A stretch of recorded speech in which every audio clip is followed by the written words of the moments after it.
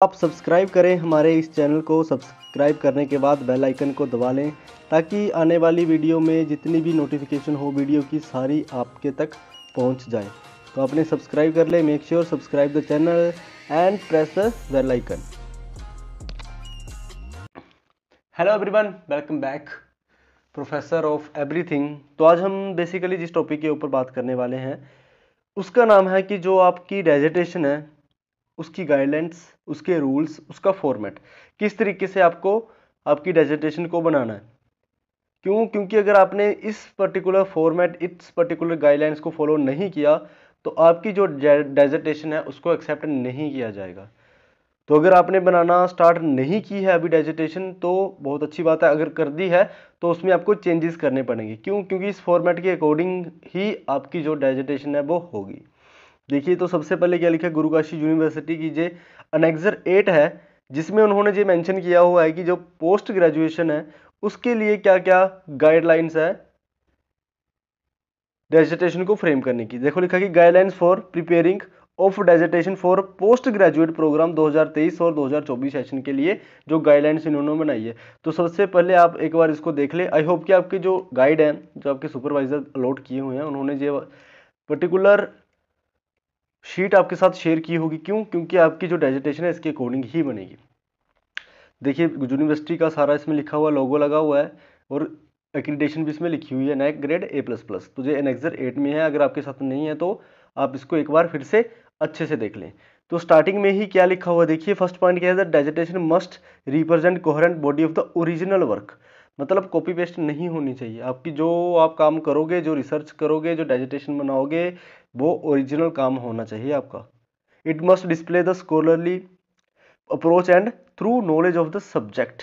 तो जो आपकी जो नॉलेज है सब्जेक्ट के अंदर आपकी, उसको मेजर करने की कोशिश करेंगे। और सेकंड पॉइंट है, देखिए ये सब मेंशन किया हुआ कि the plagiarism beyond 10% any form is completely unacceptable.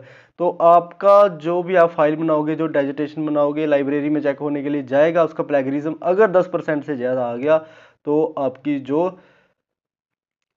आपकी डेजिटेशन है उसको देखिए क्या लिखा है, कंप्लीटली अनएक्सेप्टेबल। उसको एक्सेप्ट नहीं किया जाएगा किसी भी मामले में। तो इसलिए चाहे छोटी से छोटी आपको कोई चीज़ में डाउट है तो अपने सुपरवाइजर से जरूर मिलकर उसको क्लियर करें, क्योंकि लास्ट में आपको बहुत ज़्यादा मुश्किल का सामना करना पड़ेगा अगर प्लेगरिज्म आ गया तो। उसके बाद देखिए 3.1 में क्या लिखा हुआ है, जनरल गाइडलाइंस। तो ये गाइडलाइंस भी आपको फॉलो करनी ही पड़ेंगी। देखिए, लैंग्वेज इंग्लिश, तो आपकी हिंदी और पंजाबी ऐसा आपका कोई सिस्टम नहीं है। आपको इंग्लिश ही फॉलो करनी पड़ेगी, लैंग्वेज इंग्लिश ही फॉलो करनी पड़ेगी। सारी की सारी डेजिटेशन इंग्लिश में ही होगी। तो फॉन्ट स्टाइल देखिए क्या लिखा कि बुकमैन ओल्ड स्टाइल आपने यूज़ करना है, टाइम्स न्यू रोमन यूज़ नहीं करना है। आपकी सारी डेजिटेशन किस फॉन्ट में होने चाहिए, फॉन्ट स्टाइल क्या होना चाहिए, बुकमैन ओल्ड स्टाइल। और फॉन्ट का size must be used, heading 14 size होना चाहिए। और जो बाकी आप पैराग्राफ लिखोगे वो 12। जितनी भी हेडिंग्स होगी वो सारी फॉन्ट साइज कितना चाहिए, 14। और जो पैराग्राफ आप लिखोगे उसको एक्सप्लेन करोगे वो 12 में होना चाहिए। और स्टाइल क्या लिखा है, a style appropriate to the subject matter should be followed consistently, American और ब्रिटिश स्पेलिंग इज एक्सेप्टेबल। तो आपको लिखा कि अगर इंग्लिश, ब्रिटिश इंग्लिश या फिर अमेरिकन इंग्लिश में जो भी चीज़ें होती हैं वही एक्सेप्ट की जाएंगी। अब पेपर A4 साइज होना चाहिए, पोर्ट्रेट होना चाहिए, ओरिएंटेशन उसकी जो एक लैंडस्केप होती है, एक पोर्ट्रेट होती है, तो पोर्ट्रेट ही यूज़ करनी है अपने। The dissertation must be printed on good quality white paper 20 to 40 LB bond. और ये जो आपका गाइडलाइंस है, ये गाइडलाइंस भी आपको फॉलो करनी पड़ेगी। जब आप उसकी प्रिंट आउट निकालोगे तो ये सारी चीज़ आप उसको बताओगे अपने कैफ़े वाले को, तो इस पर्टिकुलर फॉर्मेट के अकॉर्डिंग वो आपको प्रिंट करके देगा। Both side of the paper use करना है अपने। All the figures and tables line with the text in a way dissertation shall look like a book. ऐसी दिखनी चाहिए आपकी जो डेजिटेशन है वो बुक के टाइप की दिखनी चाहिए। ओवर साइज और under size pages map can be included but should not be bound into the dissertation, they may be placed in a pocket at the back of the dissertation. तो basically जो आपने present करनी है अपनी डेजिटेशन, जब आप उसको प्रिंट करोगे, बॉन्ड पेपर पे निकालोगे, तो वो एक बुक की तरह दिखनी चाहिए। उसकी प्रेजेंटेशन बिल्कुल अच्छी होनी चाहिए, अट्रैक्टिव होनी चाहिए। और मार्जिन है जो इसके मार्जिन बताए हुए हैं कि साइड बॉटम से कितना होना चाहिए, टॉप से, बॉटम से, राइट से, लेफ्ट से। तो ये सारा आप जब MS ऑफिस में काम करोगे, MS वर्ड में काम करोगे, तो ये सारी आपको वहाँ पे सेटिंग्स करनी पड़ेंगी। अगर इस सेटिंग के अकॉर्डिंग नहीं हुआ तो रिजेक्टेड होगा। क्यों? क्योंकि कुछ लोग कॉपी पेस्ट करते हैं तो फिर उसका मार्जिन उसकी सेटिंग करना बहुत ही मुश्किल हो जाता है। तो इसलिए अगर ये सारी चीज़ें आपने फॉलो नहीं की, टॉप से भी 1 इंच होना चाहिए, नीचे से भी 1 होना चाहिए, अगर और राइट से और लेफ्ट से आपको इतना बताया हुआ है, अगर आपने ये फॉलो नहीं किया तो एक्सेप्ट नहीं होने वाली। All manuscript material must fit with in this margin, तो मैंने बोल दिया कि इसी मार्जिन के बीच में फिट होना चाहिए, चाहे वो टेबल है, चाहे हेडर है, चाहे फुटर है, फिगर है, ग्राफ है, चाहे पेज नंबर्स, सारे के सारे इसी पर्टिकुलर मार्जिन के अंडर फिट होने चाहिए। अब पेज नंबरिंग, हर पेज पे पेज नंबर होना चाहिए। देखो उसमें क्या लिखा है कि page number, all pages must be numbered in sequence, sequence में होने चाहिए। There must be no missing blank और डुप्लीकेट पेज, कोई पेज ऐसा ना हो बीच में कि जिसमें कुछ लिखा ही ना हो, बाय मिस्टेक बोर्ड है क्या बीच में, नहीं, कुछ भी ऐसा नहीं होना चाहिए। Minimum font size 10 point and must be consistent through out the text. Chapter 1 manuscript, जो आपका चैप्टर 1 है वो कैसे स्टार्ट होगा, पेज नंबर 1 से स्टार्ट होगा चैप्टर 1। तो जो ऊपर आप लिखोगे वो सारी जो पेजेस आएंगे उसमें कोई भी पेज नंबर देने की ज़रूरत नहीं है। जो आपका चैप्टर 1 होगा वहाँ से आप पेज नंबर 1 को स्टार्ट करोगे। अब लाइन स्पेसिंग कितनी होनी चाहिए, 1.5, 1.5 जो है वो की लाइन स्पेसिंग होनी चाहिए। अब लाइन स्पेसिंग होती क्या, जे वाली लाइन स्पेसिंग, ये जो इनमें इसमें और इसमें जो स्पेस दी हुई है इसको क्या बोलते हैं, लाइन स्पेसिंग। तो आपने 1.5 यूज़ करना है, ना कि 1.15। तो ये भी आपने याद रखना। और उसके बाद सबसे इंपॉर्टेंट चीज़ आ रही है कि आपकी प्रिलिमिनरी स्टेज में या प्रिलिमिनरी पेजेस में क्या क्या चीज़ें होनी चाहिए। सबसे पहले तो क्या होना चाहिए, आपका टाइटल पेज आएगा, उसके बाद डिक्लेरेशन आएगी, उसके बाद सर्टिफिकेट फ्रॉम सुपरवाइजर, एक्नॉलेजमेंट आएगी, जिन जिन बंदों ने आपकी हेल्प की है उसको उनको आप एक्नॉलेज करोगे। और डिक्लेरेशन में क्या लिखोगे, भाई जो भी आपने जो काम किया है पूरा का पूरा वो काम क्या है, ओरिजिनल काम है, किसी तरीके का कोई भी आपने कहीं से कॉपी पेस्ट मटेरियल नहीं उठाया है, वो सारा आपको एक्नॉलेज करना पड़ेगा। टेबल ऑफ कंटेंट ये तो बनाना पड़ेगा, फिर टेबल ऑफ कंटेंट बनाओगे और लास्ट सबसे साइड वाले कॉलम में क्या लिखोगे, पेज नंबर, इसीलिए पेज नंबर जरूरी है। लिस्ट ऑफ फिगर्स, जितने भी फिगर होंगे उनकी एक लिस्ट बनाओगे कि कौन एक फिगर 1 में क्या है, फिगर 2 में क्या है, फिगर 3 में क्या है। वैसे ही लिस्ट ऑफ टेबल कि कितने टेबल आपने यूज़ किए उनको भी आपने 1 2 3 4 नंबरिंग देनी पड़ेगी कि हाँ 1 नंबर में क्या है, दूसरे नंबर में क्या है, तीसरे नंबर में क्या। और ये क्या लिखा है, लिस्ट ऑफ एब्रीवेशंस, कि अगर आपने शॉर्ट फॉर्म्स यूज़ की हुई हैं तो उसको आपको बताना भी पड़ेगा पहले कि हाँ इसका मतलब ये है, इसका मतलब ये है। अब शॉर्ट फॉर्म्स आप यूज़ कर लेते हो कई बार, जैसे हमने लिख लिया HRM, तो उसको बताना पड़ेगा कि HRM है क्या। अगले बंदे को क्या पता कि आपने क्या लिखा है HRM, तो ह्यूमन रिसोर्स मैनेजमेंट। तो जितनी भी आपने शॉर्ट फॉर्म्स यूज़ की होंगी उन सभी की लिस्ट आपको टेबल लिस्ट ऑफ टेबल के बाद में दिखाना पड़ेगा कि हाँ इसका जे मतलब है, इसका जे मतलब, इसका जे मतलब, जितनी भी आपने यूज़ की होंगी। तो ये आपकी क्या है, प्रिलिमिनरी पेजेस कि किस तरीके से आपको बिल क्या लिखा है, number with lower case Roman numericals. उसके बाद क्या लिखा है, उसके बाद आएगा आपका main page, body of the text divided into the chapter, जो भी आप चैप्टर का डिवाइड करोगे। उसके बाद फाइनल पेज आएगा, एंड नोट्स ऑप्शनल है, एंड नोट्स, लेकिन बिब्लियोग्राफी रेफरेंस तो आपको देने ही पड़ेंगे। क्यों? क्योंकि अगर आपने स्टडी की है तो कहीं ना कहीं से रिव्यू ऑफ लिटरेचर करोगे तो आपको क्या करना पड़ेगा, क्योंकि जो आप स्टडी करोगे ऐसा तो है नहीं कि आप ही कर रहे हो, उससे रिलेटेड पहले भी तो बहुत सारी स्टडी हुई होंगी जिसको आप देख देख के काम करोगे, तो उनको आपको रेफर करना ही पड़ेगा। अब मेन बॉडी में क्या आया, स्टैंडर्ड फॉर्मेट है। चैप्टर 1 में इंट्रोडक्शन आएगी, introduction must be first chapter of the dissertation appearing right after the table of contents. The introduction should have clear focus, direction and purpose of the research work. तो introduction में आप बताओगे कि आपके जो chapter है जो आप रिसर्च करें उसका बैकग्राउंड क्या है, क्या क्या चीज़ आप करना चाहते हो, वो सारा आपको मतलब क्लियरली मेंशन करना पड़ेगा आपको। उसके बाद क्या करोगे, review of literature, chapter number 2। Chapter 2 किसका आएगा, रिव्यू ऑफ लिटरेचर का आएगा। अब लिटरेचर रिव्यू में give the detail of the relevant literature effort used in structured manner with aim to addressing the research problem. तो लिटरेचर रिव्यू क्या होता है कि जो पहले से ही स्टडी हो चुकी है उसको आप गो थ्रू करते हो, उससे आइडिया लेते हो, उससे एक सुजेशंस लेते हो, मैपिंग लेते हो, फ्रेमवर्क लेते हो, ब्लूप्रिंट लेते हो कि किस तरीके से पहले काम हुआ है और आपने कैसे काम करना है। ऐसा नहीं है कि जो प्रॉब्लम आप सॉल्व कर रहे हो वो प्रॉब्लम पहले ही किसी ने सॉल्व कर दी है, तो वो क्या हो जाएगा, फिर आपकी जो काम होगा उसको सही नहीं माना जाएगा, आपके काम को रिजेक्ट कर दिया जाएगा। इसीलिए क्या करते हैं, रिव्यू ऑफ लिटरेचर करते हैं कि आप ऐसा काम तो नहीं कर रहे जो पहले से हो चुका है, नहीं, आपने क्या ढूंढना है, रिसर्च गैप ढूंढना है कि आपके काम में और पहले वाले काम में क्या गैप है, वो आपको दिखाना भी पड़ेगा। अगर पहले से जो काम हो चुका है उस पर आप स्टडी करोगे तो वो फिर रेलेवेंट नहीं मानी जाएगी। पेज नंबर 3 में क्या है, ऑब्जेक्टिव्स, कि आपकी स्टडी के क्या क्या ऑब्जेक्टिव है। ऑब्जेक्टिव तो दिखाने ही पड़ेंगे, बिना ऑब्जेक्टिव के कोई स्टडी ही नहीं हो सकती। Objective is the brief statement of the problem to be addressed by the research scholar. तो जो मतलब ऑब्जेक्टिव एक तरीके से क्वेश्चन ही होता है कि किस क्वेश्चन को हम सोल्व करना चाहते हैं, हमारा मोटिव क्या है इस पर्टिकुलर रिसर्च करने के लिए, हमने क्या करना है, eight the end of the research हम क्या फाइंड आउट करेंगे, क्या फाइंडिंग निकालेंगे उसकी, वही क्या आती है, ऑब्जेक्टिव्स होती है। और आपके ऑब्जेक्टिव्स किससे मैच करने चाहिए, आपके फाइंडिंग से मैच होने चाहिए। अगर फाइंडिंग्स कुछ और निकाल रहे हो, ऑब्जेक्टिव कुछ हो रही हैं, तो वो गलत माना जाएगा। मोस्ट ऑफ द केसेस में जब आपका फाइनल प्रेजेंटेशन होती है तो जो बंदे आपको इवेल्युएट करने के लिए आए होते हैं वो डायरेक्टली बोलते हैं कि आप अपने ऑब्जेक्टिव्स पे आओ, कि क्या क्या ऑब्जेक्टिव्स बनाए थे आपने। तो ऑब्जेक्टिव्स बहुत ही जरूरी होते हैं। और चैप्टर 4 में क्या आएगा, मेथोडोलॉजी। मेथोडोलॉजी आपने पढ़ा है, रिसर्च मेथोडोलॉजी, कि क्या क्या मेथोडोलॉजी आप यूज़ करोगे, क्या क्या रिसर्च, कौन सी रिसर्च की टाइप यूज़ करोगे, रिसर्च डिज़ाइन क्या होगा, उसमें क्या क्या फ्रेमवर्क होगा, कौन सी रिसर्च आएगी, सैम्पलिंग कौन सी यूज़ करोगे, डाटा कलेक्शन के लिए कौन सा टूल लगाओगे, डाटा इंटरप्रिटेशन करने के लिए कौन सा टेस्ट लगाओगे, वो सारी चीज़ें मेथोडोलॉजी में ही आती हैं। A description of the approach and technique use to conduct the research for dissertation. It will addresses the overall research design, describe how information will be collected, analyzed, explain how the approach adopted is different or innovative and why it is valid for the study, provide detail of the research setting, instruments, participants, trials, surveys, reports, information, reliability, validity, ethical issues. तो ये सारी चीज़ें methodology में ही डालनी पड़ेंगी आपको। जितना भी आपने रिसर्च मेथोडोलॉजी में पढ़ा है उसका बिल्कुल शॉर्ट थोड़ी थोड़ी चीज़ें इसमें डालनी पड़ेगी कि हाँ हमने पर्टिकुलर क्वांटिटेटिव रिसर्च को यूज़ कर रहे हैं, इसके अंदर हमने एक्सपेरिमेंटल रिसर्च को यूज़ किया है, द नॉन एक्सपेरिमेंटल रिसर्च को यूज़ किया है, एथनोग्राफी को यूज़ किया है, एक्सप्लोरेटरी को यूज़ किया है, कुछ भी आपको वो बताना ही पड़ेगा। उसके बाद आपका रिसर्च फ्रेमवर्क वो बताना पड़ेगा। फिर आपका आएगा कि कौन सा आपने सैंपल यूज़ कर रहे हो, नॉन प्रोबेबिलिटी सैम्पलिंग है या प्रोबेबिलिटी सैम्पलिंग है, डाटा कलेक्शन कैसे करोगे, प्राइमरी डाटा उठाओगे या सेकेंडरी डाटा उठाओगे, फिर टेस्ट कौन सा लगाओगे, टी टेस्ट, डाटा टेस्ट क्या लगाओगे, डाटा कलेक्शन के लिए किस फॉर्म से यूज़ करोगे, सर्वे यूज़ करोगे, इंटरव्यू लोगे, क्वेश्चनेयर फ्रेम करोगे, वो सारी चीज़ें आपको इसमें दिखानी पड़ेंगी।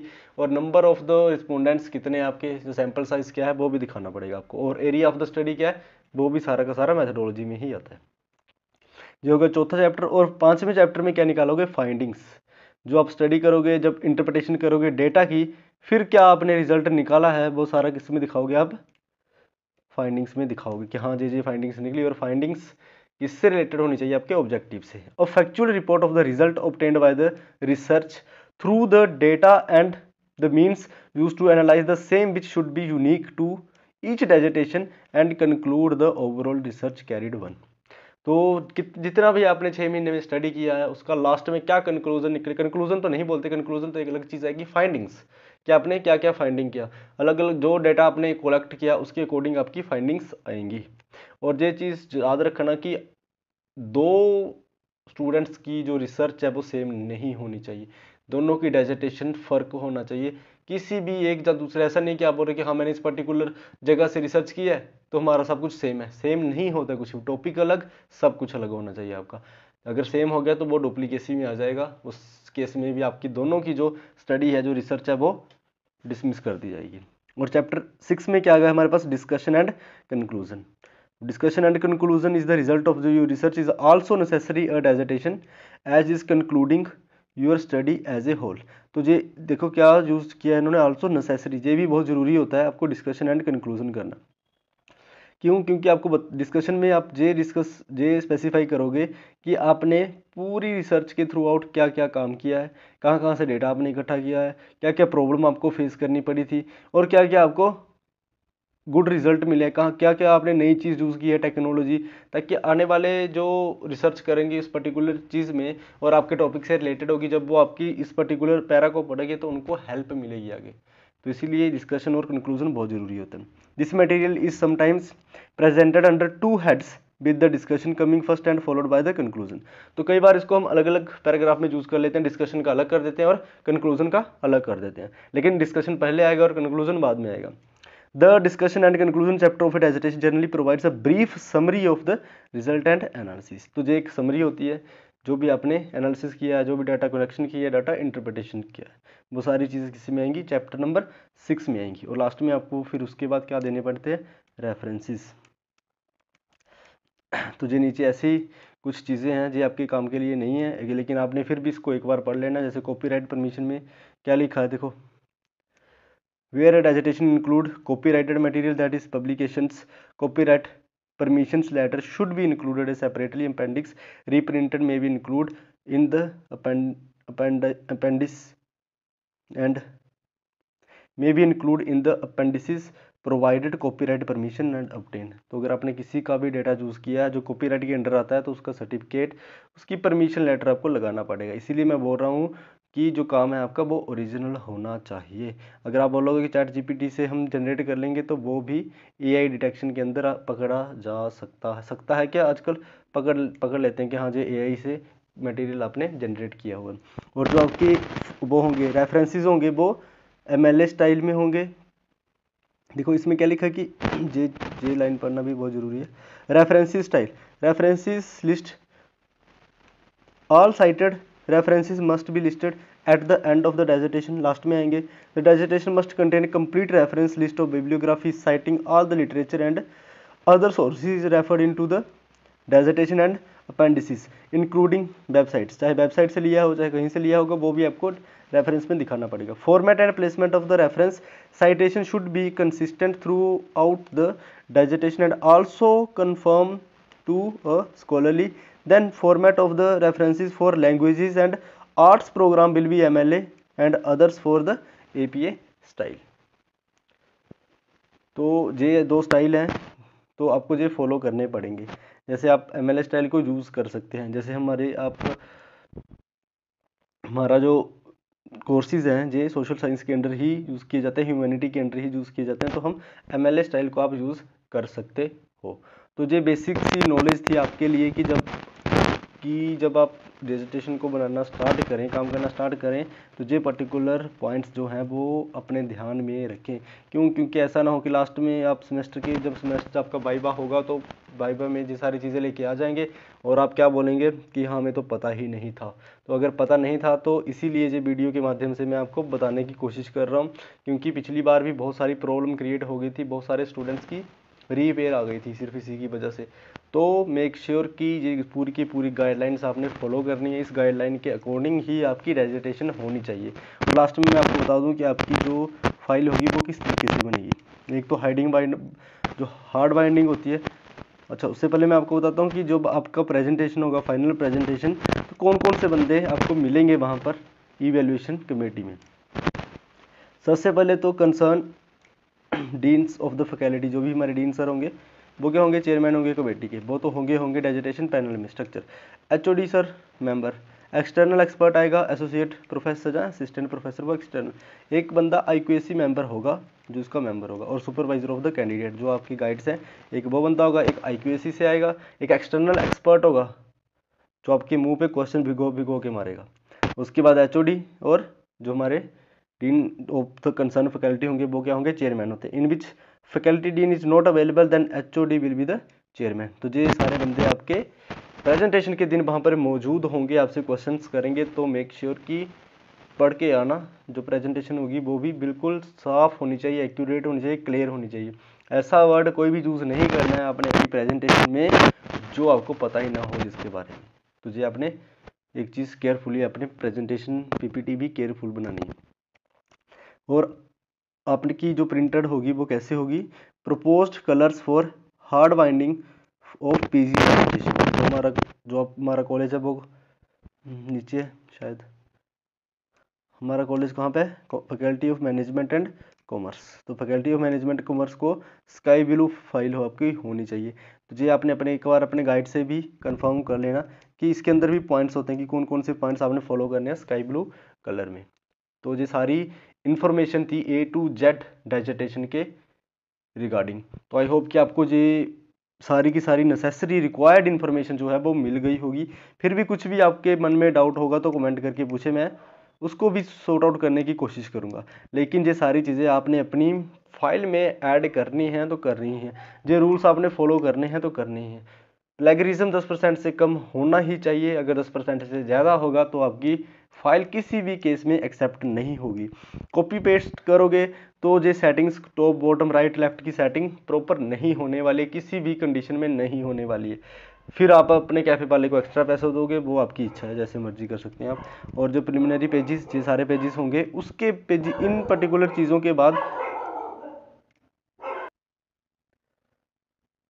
आई होप कि ये वीडियो आपको अच्छी लगी होगी। अगर अच्छी लगी होगी तो लाइक करें, सब्सक्राइब करें चैनल को और बेल आइकन को प्रेस कर लें। और अपने जितने भी पोस्ट ग्रेजुएशन कर रहे हैं आपके यार दोस्त, सभी को शेयर करो जो गुरु काशी यूनिवर्सिटी से कर रहे हैं, क्योंकि हर पोस्ट ग्रेजुएशन की, मास्टर्स डिग्री की डाइजर्टेशन इसके अकॉर्डिंग ही बनेगी।